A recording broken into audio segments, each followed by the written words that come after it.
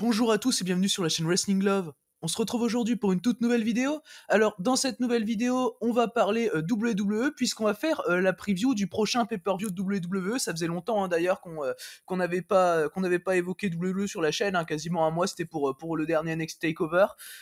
Du coup, le prochain pay-per-view WWE, ce sera Extreme Rules, donc qui se déroulera le 26 septembre prochain, donc c'est dans la nuit de dimanche à lundi, Extreme Rules.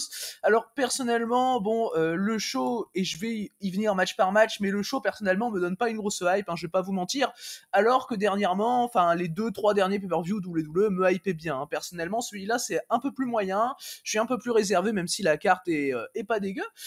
Du coup, on va pouvoir donc commencer cette vidéo preview pronostic donc d'Extreme Rules 2021.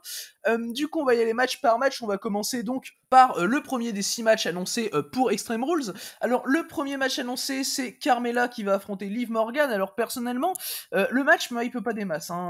Personnellement, Carmella contre Liv Morgan, bon, ça me donne pas envie, très honnêtement. J'aime pas du tout Carmella. Liv Morgan, je m'en fous un peu. Enfin, je sais pas que je l'aime pas. C'est une catcheuse qui est plutôt correcte, mais je m'en fous. Mais bon, voilà, bon, ça, c'est là. Je me demande même pas si ça va pas être déplacé en kick-off à un moment donné, parce qu'on a toujours pas de match annoncé pour le kick-off d'Extreme Rules, on le rappelle. Mais du coup, non, ouais, franchement, la storyline n'est pas spécialement développée. Après, bon, c'est pas spécialement ce qu'on attend de ce genre de match. Je pense que ça va être assez random personnellement. Après, moi, je vois quand même une victoire de Carmella, parce que Carmella perd souvent en ce moment, notamment en tag avec Zelina Vega. Puis bon, j'ai peut-être pas spécialement l'impression que WWE veuille faire quelque chose de Liv Morgan, très honnêtement. Puis pas spécialement de Carmella non plus, mais bon, Carmella, il y a un moment où elle va avoir sa chance au titre féminin, quoi. Ça me paraît un peu obligé, surtout que, comme j'ai dit, elle perd vraiment souvent en ce moment. Donc là, un petit match en pay-per-view comme ça contre Liv Morgan, qui est en quelque sorte implicitement un number one contendership pour le titre féminin de SmackDown. Bon, voilà, c'est pas ce qui va me déranger personnellement. Après, dans tous les cas, le match, très honnêtement, je m'en fous, mais bon, voilà, c'est là pour remplir la carte, on va dire. Du coup, voilà donc pour mon pronostic de ce Carmella contre Liv Morgan. Donc, je vois une victoire de Carmella. Du coup, on va désormais pouvoir passer au deuxième match du show. Alors, le deuxième match, ce sera... Enfin, après le deuxième match du show, je sais pas si ce sera dans cet ordre-là, mais en tout cas, voilà. Le deuxième match que l'on va pronostiquer, le match de championnat féminin de SmackDown, justement, donc qui est en lien assez directement, finalement, avec le Carmella contre Liv Morgan. Le match de championnat féminin de SmackDown, ce sera Becky Lynch qui va affronter Bianca Belair. Du coup, ce sera la première défense de titre de Becky Lynch depuis qu'elle a remporté le titre à SummerSlam, juste avec son retour. On rappelle Becky Lynch, donc c'était il y a un peu plus d'un mois désormais.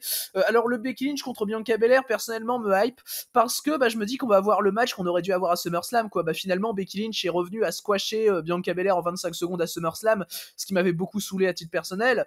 Et là, du coup, moi, Becky Lynch contre Bianca Belair, je sais que c'est une affiche qui a vraiment beaucoup de potentiel. Bon, même si elle me hype moins avec Becky en tant que championne qu'avec Belair en tant que championne, très honnêtement, parce que pour le coup, j'aurais voulu voir comment Belair se défendait en tant que championne contre quelqu'un comme Becky Lynch. Moi, personnellement, ça m'aurait beaucoup plus intéressé, mais l'affiche me hype dans tous les cas très clairement.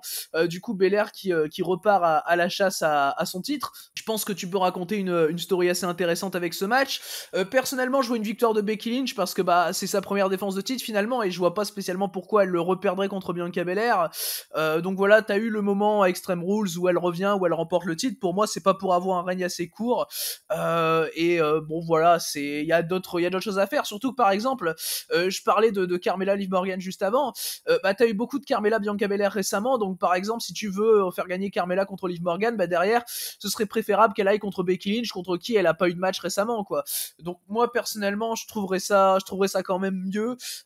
Après bon, c'est pas dit que Belair ne reprendra pas le titre, mais personnellement, ça m'étonnerait beaucoup de les voir de voir WWE faire perdre Becky Lynch aussitôt dans son quatrième donc règne de championne féminine de SmackDown, on rappelle. Et donc du coup voilà pour ce match pour lequel je vois donc une victoire et une conservation de titre de Becky Lynch. Du coup, on va pouvoir passer maintenant au troisième match à pronostiquer de la carte d'Extreme Rules 2021. Alors le troisième match, ce sera le match de championnat US. Donc alors ce sera un triple threat match, donc qui était à la base un 1 1 contre 1 entre Damian Priest et Sheamus, mais à Raw, Jeff Hardy a battu Sheamus pour se rajouter au match. Du coup, le match, ce sera Damian Priest qui défendra contre Sheamus et contre Jeff Hardy. Alors personnellement, c'est un match qui m'aurait hypé sans la présence de Jeff Hardy, parce que Damian Priest Sheamus, clairement, ça a quand même pas mal de potentiel. Ça m'avait déçu à SummerSlam, et bah là, du coup, je m'attendais à une vraie affiche 1 contre 1 vraiment intéressante, du coup, pour Extreme Rules. Mais non, t'as Jeff Hardy qui vient se rajouter. Jeff Hardy, pour être très honnête, c'est quand même pas mal rouillé, hein. Donc j'ai la flemme, hein, personnellement, très clairement, de ce match.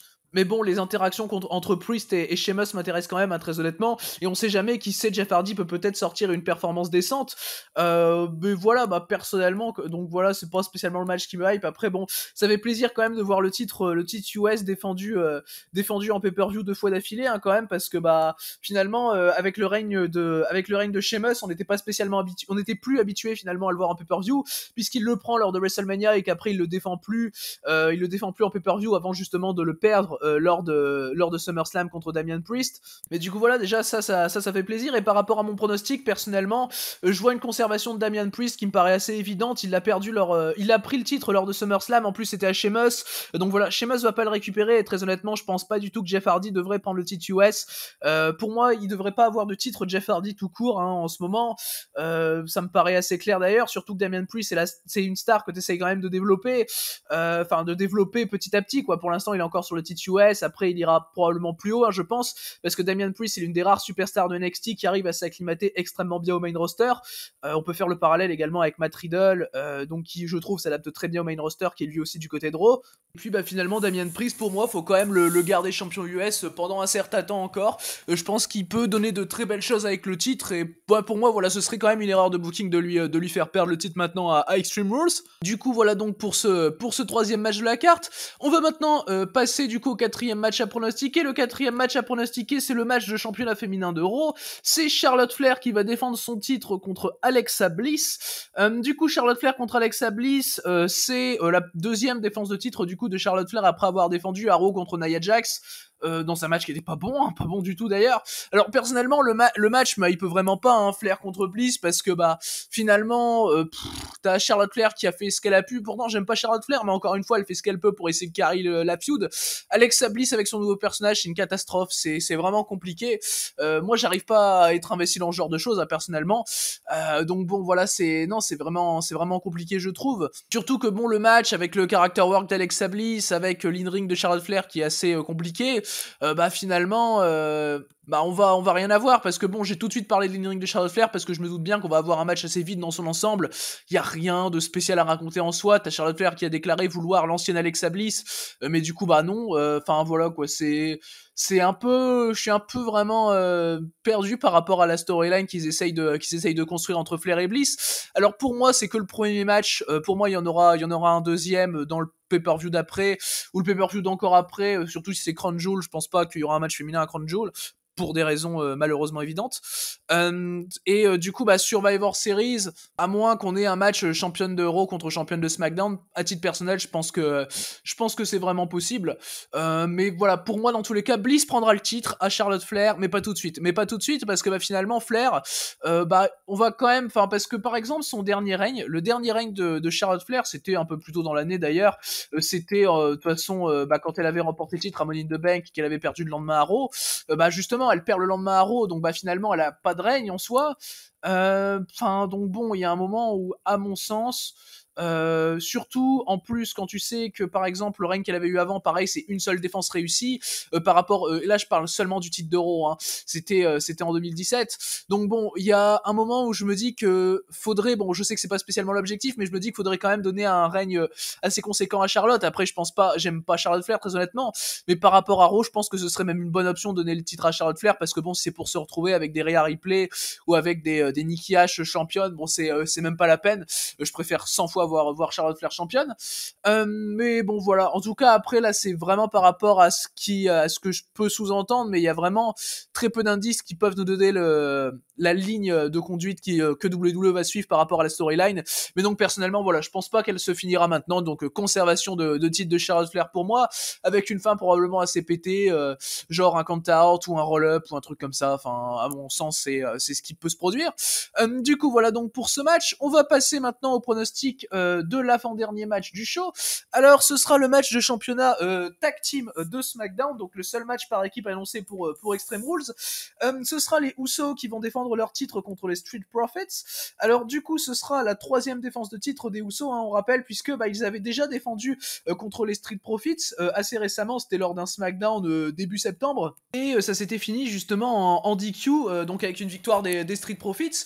Là personnellement du coup je pense qu'on aura un vrai résultat, et je pense qu'on aura une victoire des Usos pour continuer ce qui se passe actuellement avec la Bloodline, parce que bon personnellement bon voilà, c'est pas pour spoiler mon pronostic du main event, hein, dont je parlerai juste après, mais bon disons que la Bloodline avec tous les titres, pour moi c'est ce qu'il faut encore faire, hein, très très clairement. Et puis on est encore assez tôt, hein, finalement dans le règne des Usos, même si bon des règnes tag habituellement chez WWE on n'a pas l'habitude d'avoir des très longs règnes tag, mais là pour le coup dans le contexte dans lequel on l'est, par rapport à Roman Reigns qui est leader du clan, tout ça, moi je pense qu'il faudrait leur donner les titres assez longtemps quand même, les Usos. Bon, je dis pas un an non plus, mais quand même assez longtemps. Là, ils ont les titres depuis 2 mois, donc je pense qu'il y a de quoi faire avec leur règne. Et du coup, voilà, personnellement, je vois les Usos conserver leur titre donc contre les Street Profits. Limite, par exemple, le faire pas spécialement de manière clean, un peu à la manière du kick-off de Money in the Bank cette année contre les Mysterio, tu vois. Un peu de cette manière-là, finalement, où tu peux te permettre de relancer du coup la feud les Usos contre les Street Profits, du coup, où tu peux te permettre de la continuer. Et moi, je pense que ce serait pas déconnant, personnellement. Moi, je pense que ça peut faire un truc comme ça. Mais dans tous les cas, à mon sens, il faut faire conserver les Usos. Et donc, le match, à titre personnel, il me hype bien. Hein, franchement, moi, j'aime beaucoup ce que les Usos font en ce moment en équipe.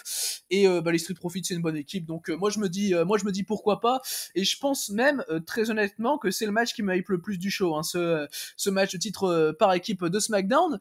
Du coup, voilà donc pour ce match. On va passer désormais au dernier match à pronostiquer donc de la carte d'Extreme Rules 2021. Le dernier match à pronostiquer, donc qui sera très clairement le main event, c'est donc le match de championnat Universal, le match de championnat Universal qui opposera Roman Reigns, donc qui va défendre son titre pour la 16e fois. Ce sera une défense de titre qui s'effectuera contre Finn Balor. Donc Finn Balor qui viendra pour ce match d'Extreme Rules, qui sera au passage un Extreme Rules match, donc qui sera le seul match à stipulation d'Extreme Rules, qui est finalement un peu dommage, je trouve, de mettre un seul match à stipulation pour un pay-per-view où t'es censé mettre la plupart des matchs avec une stipulation. Bon, moi personnellement je trouve ça dommage, mais bon, tant pis.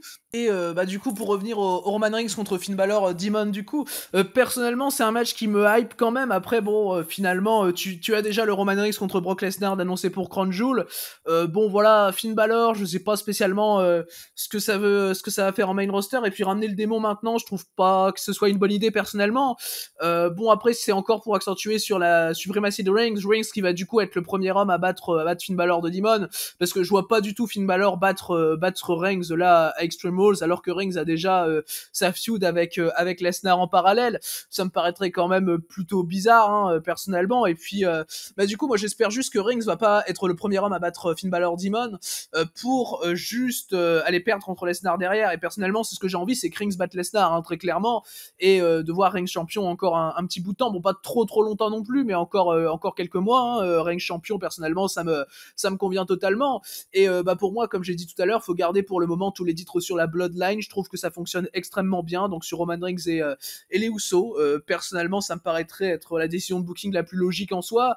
Et bon, comme j'ai dit, je vois pas spécialement l'intérêt de ramener le Demon maintenant, parce que t'aurais clairement pu faire autre chose, hein, pour ce Extreme Rules. T'aurais pu tout simplement mettre Finn Balor, hein, finalement, en ne faisant pas de défense en weekly pour Finn Balor, et juste en l'envoyant directement à Extreme Rules. Je pense que ça aurait pu être quelque chose d'assez bien personnellement, sachant que dans tous les cas Roman Reigns avait déjà accepté un challenge de Finn Balor, donc bon, c'est pas spécialement dérangeant, je pense, de faire ce booking là. Après voilà, sait-on jamais, mais pour moi Finn Balor a aucune chance de prendre le titre à Roman Reigns ce dimanche. Mais du coup par rapport à ma hype pour le match, franchement moi ça m'intéresse. Après je suis quand même un peu plus hype par le match de titre tag dont j'ai parlé juste avant, mais celui-là c'est le deuxième match qui me hype le plus du show du coup. Voilà donc par rapport à ce match, et c'est ce qui conclut donc cette vidéo preview pronostic donc de WWE Extreme Rules. Alors pour rappel, Extreme Rules 2021 ça se déroulera donc dans la nuit de dimanche à lundi prochain, donc du 26 au 27 septembre. Je ferai évidemment une review, hein, du show qui sortira probablement le lendemain. ou dans la journée si jamais j'arrive à avoir le temps, ce qui me semble plutôt compliqué actuellement. Mais du coup voilà, dans tous les cas je sortirai une review rapidement. Du coup merci à vous d'avoir écouté cette preview, j'espère que du coup elle vous aura plu, et du coup d'ici les prochaines vidéos, je vous dis à la prochaine.